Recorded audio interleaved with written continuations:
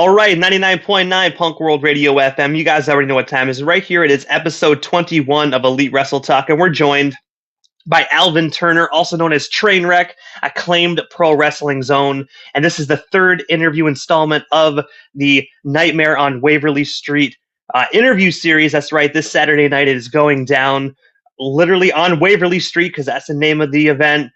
Hornswoggle, WWE legend, Trainwreck's going to be there. It's going to be a phenomenal time, but we're going to get into that during the interview. But Trainwreck, how are you doing tonight, man? I'm good, man. I'm hanging out, excited to talk some Acclaim pro wrestling and whatever we get into. I tuned into your interviews with both Hattie and Dexter, so just to get a little bit of what to expect. A lot of respect for those guys, and they did well. So hopefully we can have some fun like you did with them. Hey, man, hopefully, like they say, third time's a charm, and hopefully third time's a charm is where I don't screw this interview up. So we'll see. We're still young. We're still early on in the interview, so we'll see if the interviewer messes things up, but hopefully not. Fingers crossed. I think I already messed it up. I was like, oh, I got to put my socials in the thing here, but you did it for me, a true professional, and now I just look like a dork. So rock and roll. Hey, you know what? At the end of the day, man, it's always good to be prepared, man. At the end of the day, as long as you make, because there is some people that don't think about the social media handles. So the fact that you have them up there anyways, double is better, dude. Double is better. Yeah, of course. Unfortunately, I think social media is everything these days, so you got to throw it in there. But I got to ask Trainer, because I do know, obviously, man, you're currently training for your match this Saturday night. Obviously, you don't need training. I've seen you wrestle. You kick ass in the wrestling ring. But I don't want to take you away from your training regimen too long, man. But I got to take you back to the beginning of your career. I read that in 2021, you actually started your in-ring career, which I will say from 2021 to 24, you have an impressive resume just to this day with 3 short years. But I got to ask, what got you into wrestling originally? I just grew up loving it. As a kid, I always just liked crazy chaos, skateboarding, wrestling. I mean, who didn't want to turn on the TV and see Stone Cold Steve Austin beating up his boss, or The Undertaker and Kane lighting people on fire and burying them alive, and just all this crazy stuff. And it just I just never grew out of it. I don't know if you can grow out of it if you really love it. A lot of people are like, oh, isn't that stuff for kids? But I put it on the same level as isn't the Avengers for kids, man? It's too fun. How could you not love it? And so, yeah, I just fell in love with it at an early age. I think it actually started, my mom from a neighbor got a VHS tape. It was WrestleMania 2, the case. Yes. But inside the case was because WrestleMania 4 was 2 tapes. And inside the case was actually part 2 of WrestleMania 4, the second half of the tournament. And I just threw it in. I'm like, I don't know what this is. This looks kind of cool. And from there, I was just obsessed. These larger than life comic book characters. And it was just, I don't know, I just fell in love with it and never fell out of love with it. I will admit, man, the first time I ever felt catfished as a wrestling fan was actually getting my hands on a VHS copy of WrestleMania 4, because I know you know what the cover looks like, obviously. It has Hulk Hogan and Andre the Giant in a big giant bear hug grapple on the main cover, but yet that match does not even happen on that tape. As a kid, I got so catfished because I do know that was WrestleMania 3, so I thought, oh, they do it again in WrestleMania 4? Catfish, bro, when I was a kid. I think, isn't that the one? Don't they get double DQ'd or something? They do wrestle, but they get double DQ'd if I remember.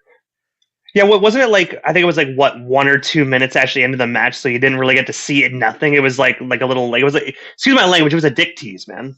Yeah, and then Hogan comes to save Macho Man in bright red and yellow spandex. Look, and I think that was it for me. I was like, this guy is insane. I'm all about this.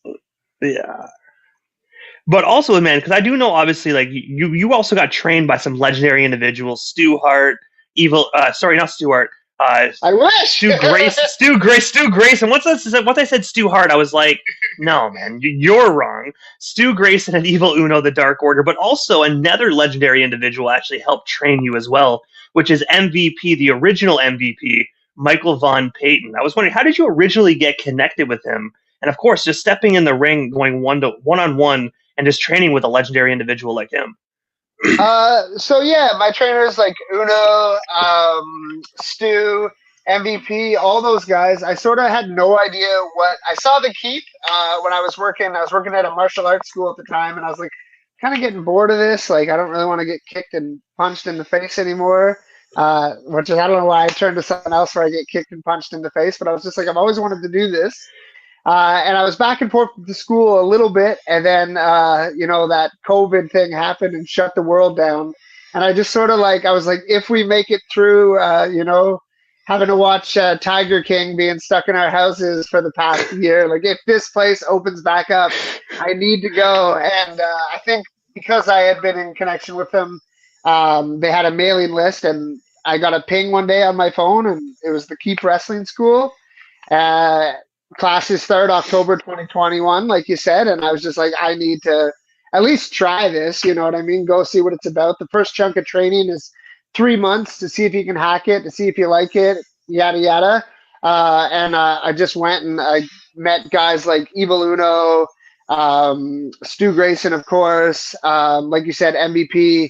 And I had seen these guys throughout the years as like at indie shows, the Acclaims, the C4s, the Loot Zero Set, all these great promotions in the Ottawa and Gatineau area, and then just to like have access to them and like this thing I love, these guys that do this thing I love and I look up to, and to be able to pick their brain and learn from them about the thing I love was just a blessing. And I was just, anyone from the Keep can go on and on about how blessed we are to have them as well.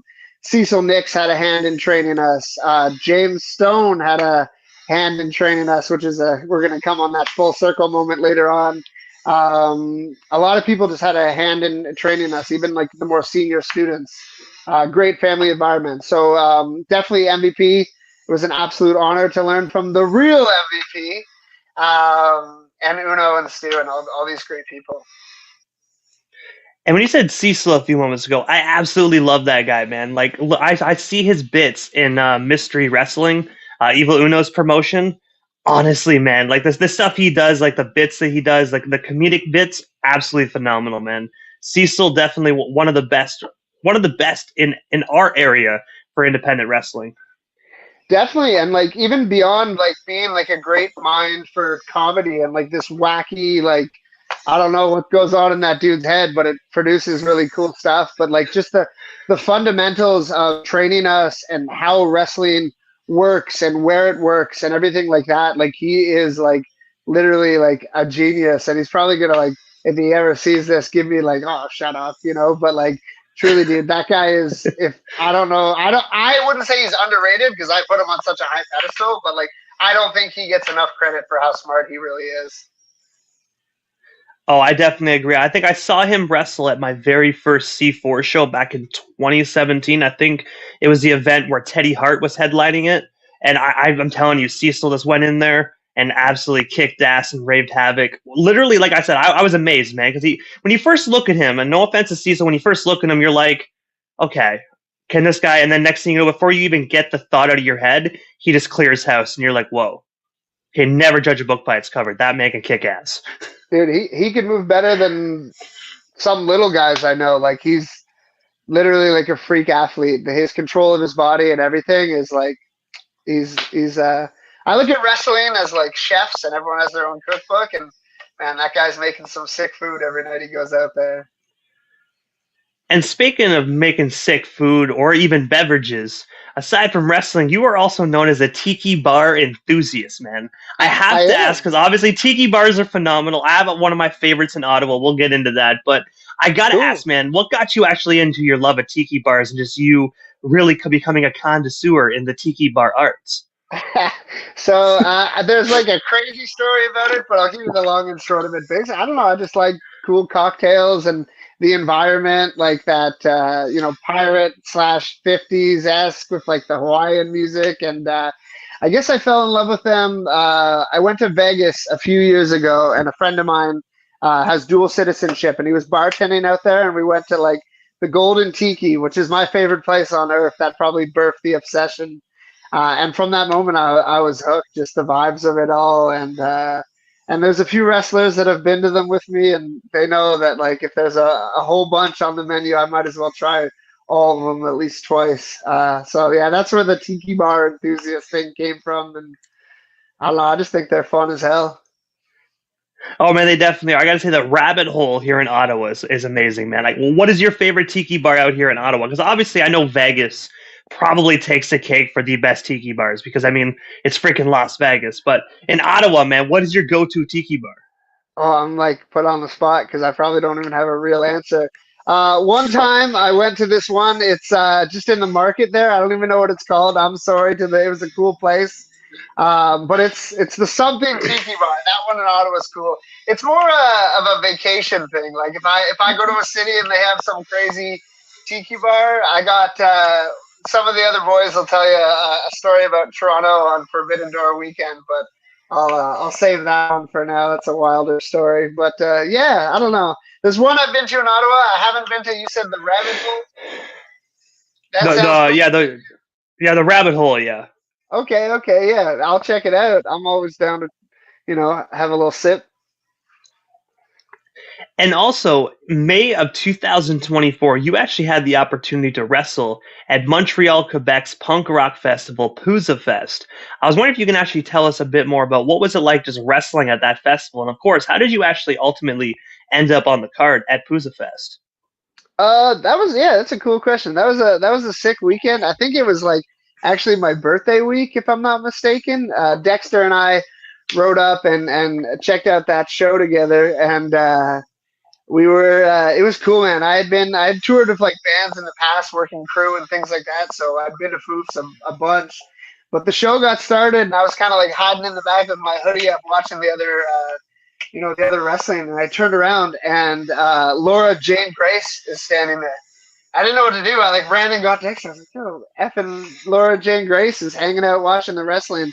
I went up to her quickly. I didn't want to, she's enjoying the show. I didn't want to take up too much of her time, so I just sort of stood beside her. I was like, "This is the coolest thing in the world. Like, I love your band." Like, she's like, "Oh, hey, thank you very much." I was like, "We gotta, snap a quick selfie." Took a picture. I think it's up on my Instagram somewhere, but that was hooked up through Brad Alexis, a wrestler from, I believe he's originally from Montreal. He just put Dexter and I on the card. He knew that we love punk rock and would, try and knock it out of the park for him. And yeah, that was a really cool experience. I'm thankful I got to do that. And also, as well, I actually pulled this photo off the internet of you jumping off of a 10-foot ladder onto a gang of individuals. I was wondering if you can actually tell us what was going through your head at the moment this photo was taken, man, because this photo is absolutely gold, man. Um, yeah, nothing was really going through my head. I was just like, I want to jump on a bunch of people from a ladder here. I don't know, just the environment of Foofs, like Nirvana played there. I was just like, I just gotta get crazy while I'm here. So I found this ladder, which was hilarious because if you look at the ladder, it's like a literal piece of garbage. Like I thought it was gonna crumble underneath me. And then after the match, after the show, we're sort of like putting our clothes on, getting ready to go check out some of the bands, and I see like a row of like brand new ladders that were like, Yeah. like probably much better to jump off of. But yeah, I don't know. I just felt crazy that day, and we were gonna get ice cream after, so I was like, I might as well jump off a ladder and get some ice cream with my friends. That seems like a thing to do on a summer day. Dude, I don't know. That sounds like one hell of a hardcore day, man. A great day at that, man.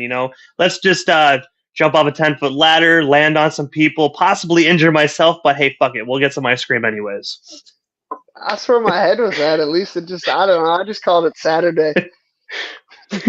Hey, but you know what? I would not expect any other answer from the self-made legend Trainwreck Alvin Turner here. I got to Oh, say that's exactly the response that I was expecting when I brought up that photo. I don't know about legend, but I'm definitely a professional pile of crap. So I've just been doing what I want when I Hey, want out there. I will tell you this, man. I'm not kissing your ass because you're on my radio station right now. I will tell you, I've seen you wrestle in person. I've seen what you can do. You are a phenomenal in-ring competitor, and I have no doubts in my mind that you are going to go super far in your in-ring career, man. Honestly, you are going to blow it out of the water. So trust me, enjoy Ottawa, the Ottawa area while you're here, man, because I could definitely see you being on All Elite Wrestling television definitely someday. Hey man, you know what? I just want to keep having fun with wrestling and keep, besides jumping off ladders, I have goals in ring that I want to be a better all around competitor, and I'm just keep working, man. And I'm around some great people. I mean, you had Dexter, Hattie, those guys are some of the hardest working people in the game. You know, I'm sure you've seen them run around Acclaim. They're kind of jerks, but Yeah. I literally I got to give them the respect, man. I mean, they beat me. Hattie beat me one-on-one in Acclaim, and myself and KJ Suede lost to Dexter and Hattie. So you got to give it up to them. If you beat me, I'll tell it how it is. And those guys work very hard, man. It just inspires me to. I'm like, well, shit, man. If these guys are working this hard, like I gotta keep up or keep out. You know what I mean? And also as well, speaking of working hard and Hattie and Project 8100 and all everybody involved, this weekend, October 26th, Acclaim Pro Wrestling will be kicking off their event, A Nightmare on Waverly Street, with WWE legend Hornswoggle, but also yourself and Xavier Orion will be actually taking on James Stone and Vanessa Craven. I was wondering for the Alvin Turner fans, and I do know Xavier can't be with us here tonight. So speaking on behalf of Xavier as well, what can He's the got fans bad internet expect from this space. phenomenal tag team match? So honestly, man, like I don't want to sit here and be like, oh, you know, I'm gonna whoop their ass. I'm gonna this and that. Vanessa Craven and James Stone are absolute legends in wrestling. They've done a lot. They've done it all. They've been doing it a long time. James is the longest reigning acclaimed pro wrestling champion. You can't deny that. However, in a fight, and I know James loves to scrap. It's in his name. Um, Everyone's got a puncher's chance. That guy has taught me a lot. You know, he might even say he's taught me everything I know that, and I just hope he didn't teach me everything he knows. Because if that's the case, I'm looking at it like we're on par. And I think Xander and I, man, we got the stones to climb a mountain. You know what I mean? Oh, I definitely agree. And I got to say, Vanessa Craven, I will say this about her. She is one hell of a tough competitor. And I mean this with all due respect. She is built like a brick shit house. And I will say, I hope she does not take that to heart because I really think she could kick my face like I head right off my body. But I will say this, if I was actually stepping toe to toe in the ring with Vanessa Craven, I will jump over the top rope and run into the back like a little wussy. So I got to say, you definitely have bigger balls than I do. I think in this game you got to adapt and overcome, and we face two great competitors. I'm very hungry. I'm going to give it my all, and you know everybody's got that puncher chance. So be it Vanessa or James, I'm coming out swinging, and hopefully you know we'll see. It would be nothing would please me more than to get a win over two great legends like that, and that's exactly what I'm aiming to do. And also, we got a lot of viewers here right now watching on YouTube, and of course, listening to the audio aspect on the radio station Airwaves. But if Stone and Craven are either watching or listening right now, do you have anything you want to say to them prior to the match this Saturday night at 7 p.m. Doors open, and then 7:30 the bell rings. So make sure y'all get your tickets. It's a sold out show. You can't get your tickets, and unfortunately, you're going to miss it because I think it might be a historic night. I have literally been obsessed with this match. I'm driving in my car to the gym. I'm thinking about this match. I'm on the treadmill. I'm thinking about this match. I'm too tired to pick up another weight. I'm thinking about would James pick up another? I'm just constantly obsessing over it, and I'm like I said, I'm coming out swinging. I'm not taking them lightly. I don't want to come in and the new age is here and out with the old. No, these people are legends, and I'm definitely not taking them lightly. And I think if they're taking us lightly, they'll be making a big mistake, and that might cost them the match on Saturday. And I got to say as well, if you do want any chance of actually getting in to watch this event live, you might want to maybe show up, and hopefully there's some scalpers that are selling some tickets. But this is the hottest wrestling show of the year right here in Ottawa, the nation's capital. So I highly doubt the scalpers are going to be selling these tickets, because even if I was a scalper and I was scalping a few tickets, once I saw that match card, I'd be like, you know what? I don't want to be a scalper tonight. I would go in and enjoy the show because the match card is absolutely freaking stacked. Absolutely. I don't know if anyone's going to give up their seat. If you are watching, please mark it in your calendar. We got November 16th is the next Acclaim Pro Wrestling. Don't miss out. Like everyone's, I'll get tickets, this, that, and the other. There's no showing up at the door. It's a packed house, so mark it in your calendars, November 16th. And, maybe we'll see you all over there, and I can tell you the story of how I beat James Stone and Vanessa Craven in a tag team match. If you do want to watch wrestling this weekend in the Ottawa area, though, you mentioned it earlier, Evil Uno, Mystery Wrestling is Sunday in Gatineau. And it's like, you need to check the show out. If you've never been, come see me. I'll tell you all about how I whooped James and Vanessa, but come check out Mystery Wrestling. That is a show that you can come to this weekend. I'm not sure it's sold out yet. Probably getting close, but yeah, come hang out at Mystery. You never know who's going to be there. Hornswoggle, Stokely Hathaway, of course, Evil Uno. Come, Mystery Wrestling. And also, aside from, Acclaim Pro Wrestling Saturday, Mystery Wrestling and Gatineau Sunday, what is next for yourself, Trainwreck Alvin Turner? Like, is there anything we happen to miss during this evening's interview? Anything else you do still want to touch on, talk about, or promote?